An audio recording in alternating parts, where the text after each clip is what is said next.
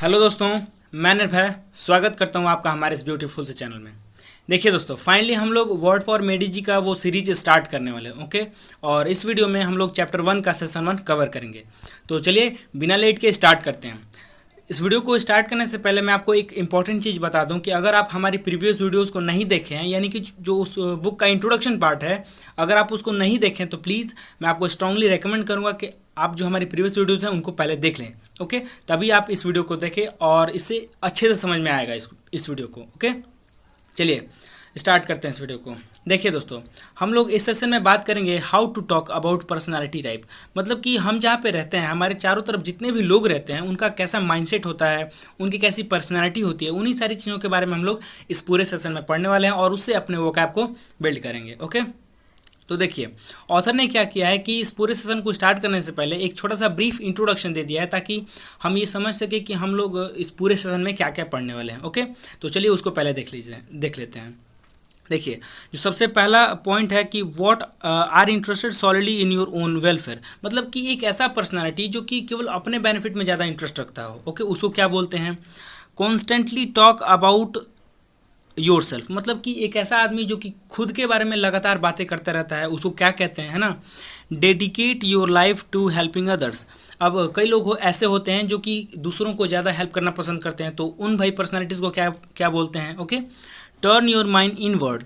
अब कई लोग होते हैं जिनका जो माइंडसेट होता है वो अपने आप में मुड़ा होता है, उसको हम क्या बोलते हैं? Turn your mind outward. और बहुत से लोग ऐसे भी होते हैं जिनका वो जो ओवरऑल पर्सनालिटी होता है वो सोसाइटी की तरफ टर्न होता है, उसको हम किस वर्ड से पुकारेंगे और क्या क्या सीखेंगे उसमें?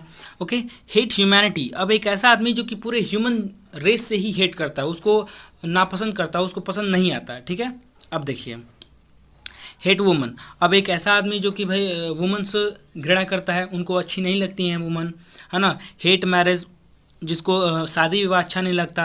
या lead a lonely austere life, या एक ऐसा आदमी जो कि एकांत जीवन जीना पसंद करे करे उसको हम क्या बोलते हैं? ओके, यानी कि ये जो पूरा दिया है वो एक पर्सनालिटी टाइप ही है। मतलब आपको एक ओवर व्यू मिल गया कि हाँ, हम लोग इस पूरे सेशन में किस किस टाइप के पर्सनालिटीज़ को पढ़ेंगे। ओके, तो चलिए एक एक पर्सनालिटी को डिटेल में एग्जाम्पल के साथ समझते हैं। देखिए दोस्तों, जो सबसे पहला वर्ड है वो है ईगोइस्ट। अब देखिए, अगर कोई आदमी ईगोइस्ट पर्सनालिटी टाइप का होता है तो उसमें क्या क्या क्वालिटीज़ होती हैं?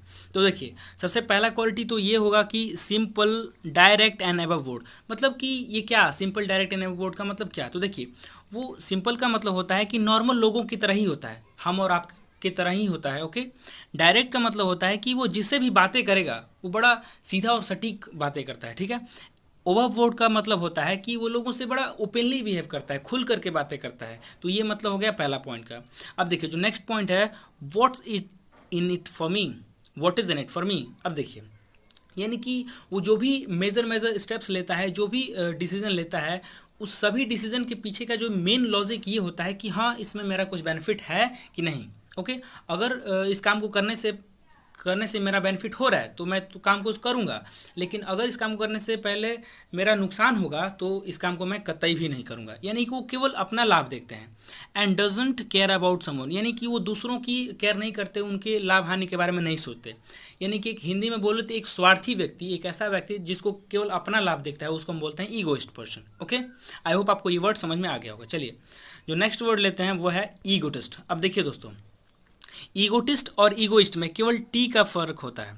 ओके, और यहाँ पे टी का मतलब होता है T stands for talk. Okay, तो देखिए अगर कोई व्यक्ति ईगोटिस्ट टाइप का होता है तो उसमें क्या क्या क्वालिटीज़ होती हैं? तो सबसे पहला जो क्वालिटी है वो टॉक्स अबाउट हिमसेल्फ। मतलब वो कि वो खुद के बारे में बहुत ज़्यादा बातें करता है। बातें करना इन द सेंस कि वो अपनी बड़ाई जो है ना वो खुद के द्वारा ही करने लगता है किसी के सामने। ओके, कैसी कैसी बातें करता है? जैसे कि व्हाट यू थिंक, वो बोलता है कि यार मैं क्या सोचता हूँ दूसरों के बारे में, है ना?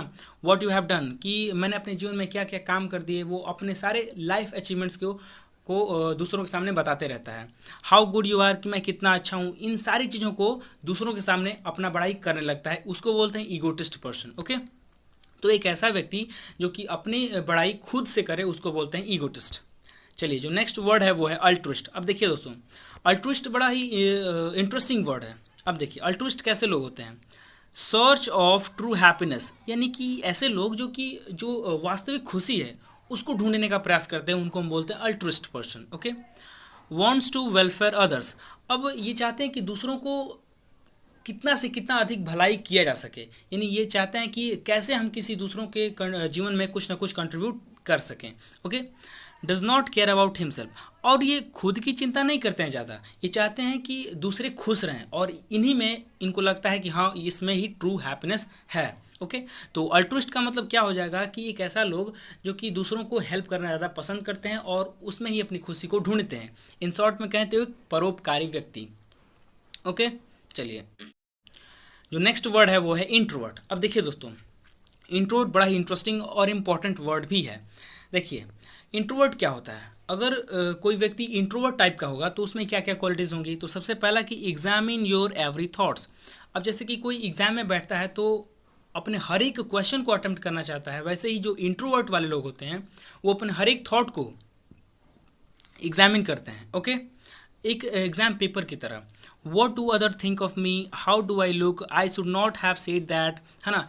ऐसी ऐसी चीज़ों के बारे में सोचते रहते हैं, जैसे कि दूसरे लोग मेरे बारे में क्या सोचते हैं, मैं कैसा दिखता हूँ, यार मुझे ना उसको ऐसा नहीं कहना चाहिए था।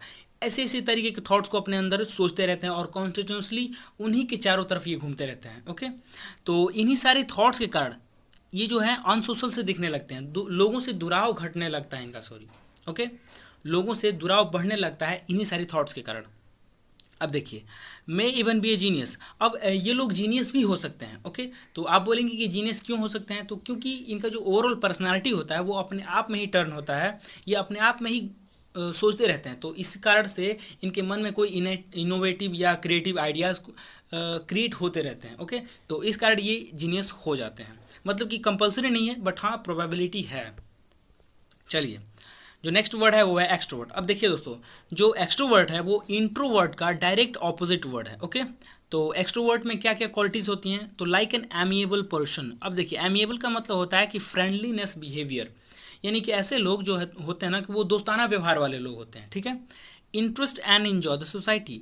अब ये सोसाइटी को इन्जॉय भी करते हैं और साथ साथ में सोसाइटी में इंटरेस्ट भी रखते हैं, यानी कि लोगों से मिलना जुलना पसंद करते हैं और साथ साथ में सोसाइटी में रहना भी पसंद करते हैं। Okay, your personality are turn outward. अब इनकी जो ओवरऑल पर्सनैलिटी होती है वो सोसाइटी की तरफ टर्न होती है, वो लोगों से मिलना जुलना पसंद करते हैं। तो ऐसे लोगों को बोलते हैं एक्सट्रोवर्ट पर्सन। इनको हिंदी में बोलते हैं बहिर्मुखी, और जो इंट्रोवर्ट था उसको हम बोलते थे अंतर्मुखी।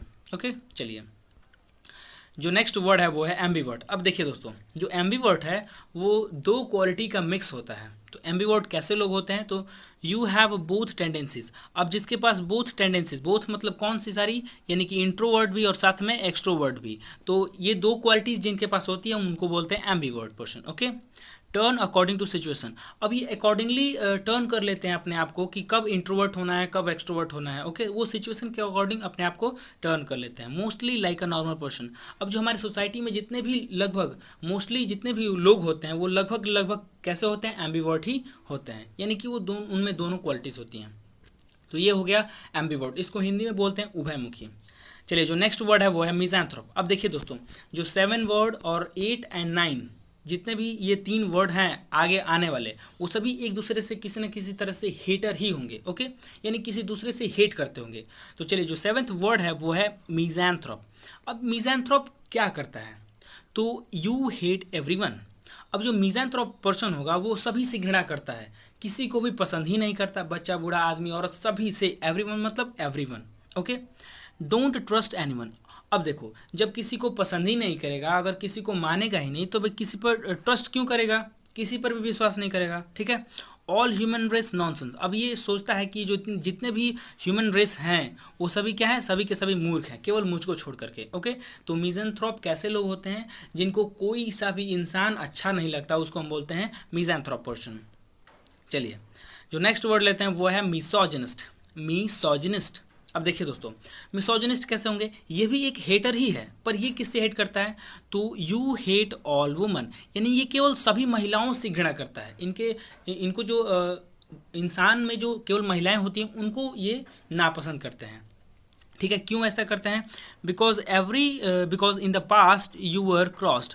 अब हो सकता है कि पास्ट में कोई ऐसा इंसिडेंट हुआ हो जिसके कारण ये महिलाओं से दुखी हो गए हों और इनको पसंद ना करते हों। Okay, care about not to further hurt, और इसके कारण ये बड़ा सचेत रहते हैं कि हाँ हम फ्यूचर में भी अब ज़्यादा हर्ट नहीं होंगे किसी भी महिला से। ओके, तो मिसोजिनिस्ट पर्सन कौन होते हैं? एक ऐसा आदमी या एक ऐसा पर्सन जिसको केवल महिलाएं अच्छी नहीं लगती हैं, वो उनसे हिट करता है, उसको बोलते हैं मिसोजिनिस्ट पर्सन।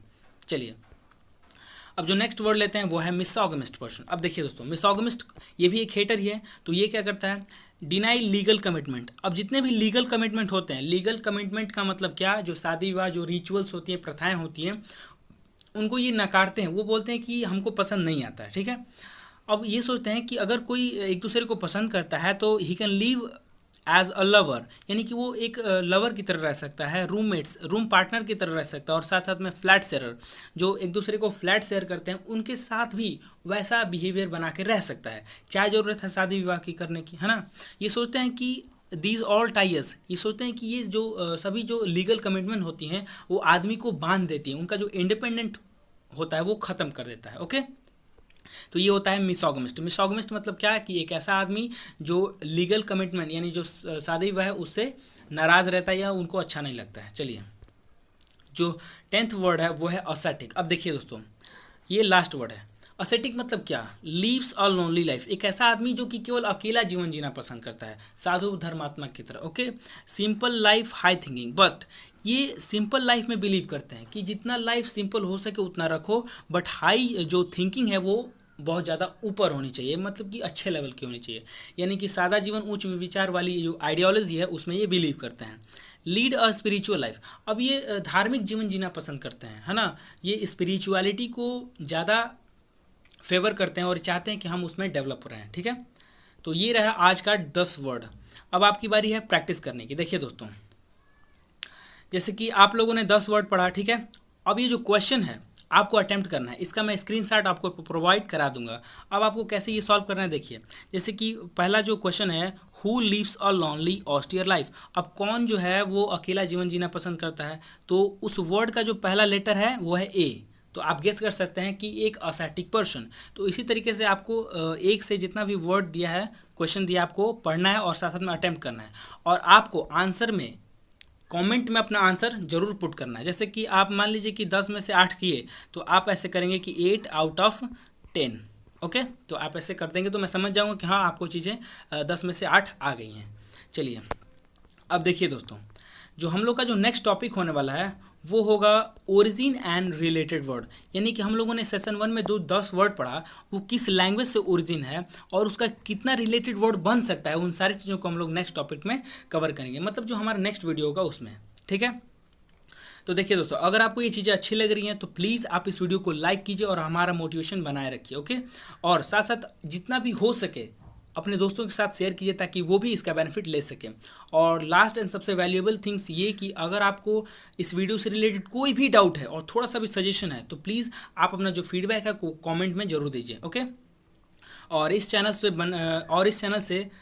बने रहने के लिए आप इसको सब्सक्राइब कर दीजिए। तो चलिए मिलते हैं नेक्स्ट वीडियो में, तब तक के लिए वो कैप को पढ़ते रहिए, आगे बढ़ते रहिए, because everything in this world is nothing but the words. Thank you.